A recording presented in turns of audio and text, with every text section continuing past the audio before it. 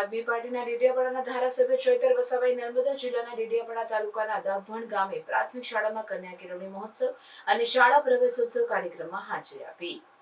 કાર્યક્રમ બાદ ધારાસભ્ય ચૈતર વસાવા એક વિડીયોના માધ્યમથી પોતાની વાત રજૂ કરતા જણાવ્યું કે આજથી સમગ્ર ગુજરાતમાં કેબિનેટ મંત્રીઓ, ધારાસભ્યો સહિત તમામ નેતાઓની હાજરીમાં શાળા પ્રવેશોત્સવ શરૂ થયો છે। સરકારના આદેશ અનુસાર અમે પણ 3 શાળાઓમાં બાલવાટિકા અને આંગણવાડીમાં પ્રવેશોત્સવનો કાર્યક્રમ કરાવ્યો હતો। સરકારના અભિગમને અમે આવકારીએ છીએ, પરંતુ અમને સવાલ એ થાય છે કે શું આવી રીતે ગુજરાત ભણશે?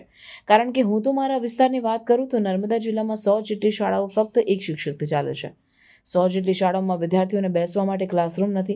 આજે ગુજરાતમાં 1600 જેટલી શાળાઓ એક શિક્ષકથી ચાલે છે। આ એક શિક્ષક તમામ વર્ગના બાળકોને ભણાવે છે અને સાથે સાથે તમામ સરકારી કામો પણ કરે છે। સમગ્ર ગુજરાતમાં 1456 જેટલી શાળાઓમાં બાળકોને બેસવા માટે ઓરડાઓ નથી। કેટલીક જગ્યાએ બાળકો ભાડાના મકાનમાં ભણે છે, ઓટલા પર બેસીને ભણે છે કે ક્યાંક ઝાડ નીચે બેસીને ભણે છે તો ક્યાંક ગ્રામ પંચાયતમાં બેસીને ભણે, પછી કોઈ સરકારી આવાસમાં બેસીને ભણે। ગુજરાત સરકારે આ ગુજરાતની વરવી વાસ્તવિકતા સ્વીકારવી પડશે।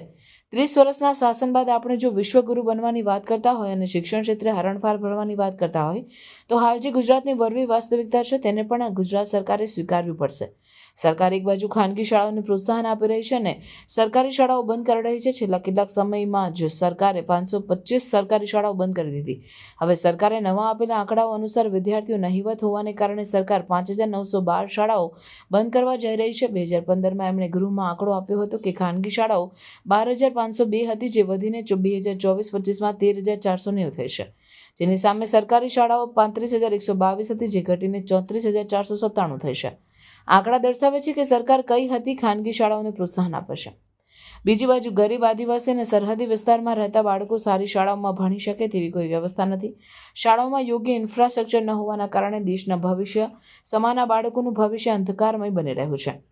અમે સરકારને વિનંતી કરી રહ્યા છે કે એક બાજુ ટેટ ટાટ પાસ ઉમેદવારોની કાયમી ભરતી કરવામાં આવે। આટલું મોટું બજેટ હોવા છતાં પણ ગુજરાત સરકાર શિક્ષકોની ભરતી નથી કરી રહી, નથી જ્ઞાન સહાયકોની ભરતી થતી કે નથી શાળાઓના ઓરડા બની રહ્યા। શાળા પ્રવેશોત્સવના કાર્યક્રમો તો થશે, પરંતુ સરકાર શિક્ષકોની ઘટ છે તેને પૂરી કરવી જોઈએ અને સાથે સાથે ઓરડાની જે અછત છે તેને પણ પૂરી કરવી જોઈએ। આંગણવાડીઓના મકાનો નથી, તે મકાનો પણ સરકારી તાત્કાલિક ધોરણે બનાવવા જોઈએ એવી અમારા સરકાર સમક્ષ માંગણી છે।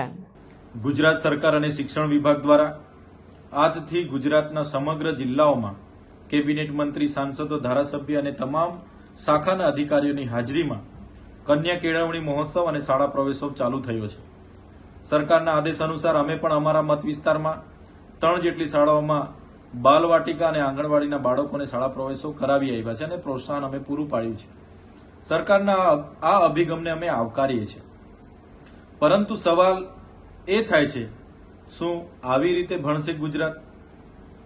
કેમ કે આજે પણ મારા મત વિસ્તારની હું વાત કરું, નર્મદા જિલ્લામાં 100 જેટલી શાળાઓ એક શિક્ષકથી ચાલે છે। 100 જેટલી શાળાઓમાં વિદ્યાર્થીઓને બેસવા માટેના ક્લાસરૂમ નથી। આજે ગુજરાતમાં 1600 જેટલી શાળાઓ એક શિક્ષકથી ચાલે છે। એક શિક્ષક તમામ વર્ગના બાળકોને ભણાવે છે, સાથે સરકારી કામો પણ કરે છે। 1456 જેટલી શાળાઓમાં બાળકોને બેસવા માટેના ઓરડાઓ નથી। ક્યાંક એ ભાડાના મકાનમાં ભણે છે, ઝાડ નીચે ભણે છે, ઓટલા પર ભણે છે, સરકારી આવાસમાં ભણે છે, ગ્રામ પંચાયતમાં ભણે છે। આ વરવી વાસ્તવિકતા એ પણ ગુજરાત સરકારે સ્વીકારવી પડશે। 30 વર્ષના શાસન દરમિયાન આપણે માત્ર વિશ્વગુરુની વાતો કરતા હોય, શિક્ષણ ક્ષેત્રે ગુજરાતે હરણફાળ સિદ્ધિઓ મેળવવાની વાત કરતા હોય, તો આ વરવી વાસ્તવિકતા પણ આપણે સ્વીકારવી પડશે। સરકાર એક બાજુ ખાનગી શાળાઓને પ્રોત્સાહન આપી રહી છે અને સરકારી શાળાઓ બંધ કરી રહી છે। છેલ્લા થોડા વર્ષની વાત કરીએ, 525 શાળાઓ સરકારે બંધ કરી દીધી અને હાલમાં પણ સરકાર એમણે આપેલા આંકડા મુજબ વિદ્યાર્થીઓની સંખ્યા નહિવત હોવાના કારણે 5912 શાળાઓ સરકાર બંધ કરવા તરફ જઈ રહી છે। એક બાજુ ગૃહમાં એમણે આપેલા આંકડાની વાત કરીએ, 2015માં એમના ગૃહમાં આપેલો આંકડો હતો કે ખાનગી શાળાઓ 12502 હતી, જે વધીને 2024-25માં 13490 થઈ। એની સામે સરકારી શાળાઓ 35122 હતી, જે ઘટીને 34,497 થઈ. આ આંકડા દર્શાવે છે કે સરકાર કેટલા હદે ખાનગી શાળાઓને પ્રોત્સાહન આપે છે. પરંતુ જે ગ્રામ્ય વિસ્તારોમાં જે ગરીબ પછાત આદિવાસી વિસ્તારો, જે સરહદી વિસ્તારો છે, ત્યાંના વાલીઓ પોતાના બાળકને કોઈ સારી શાળામાં ઊંચી ફી ભરીને ભણાવી શકે એવી વ્યવસ્થા નથી.